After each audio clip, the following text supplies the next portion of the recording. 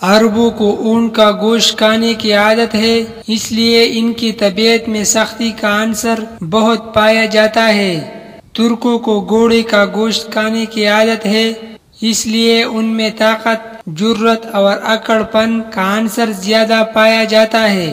انگریزوں کو خنزیر کا گوشت کھانے کی عادت ہے، اس لیے ان میں فحاشی وغیرہ کا عنصر زیادہ پایا جاتا ہے۔ حبشی افریقی بندر کھاتی ہے، اس لیے ان میں ناچ گانے کی طرف میلان زیادہ پایا جاتا ہے۔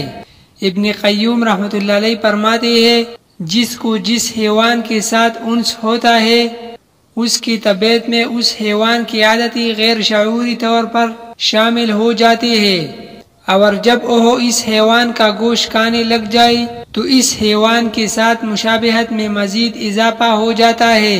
ہمارے ہاں اب فارمی مرغی کھانے کا رواج بن چکا ہے، چنانچہ ہم بھی مرغیوں کی طرح صبح و شام چو چو تو بہت کرتے ہیں، لیکن ایک ایک کر کے ہمیں ذبح کر دیا جاتا ہے۔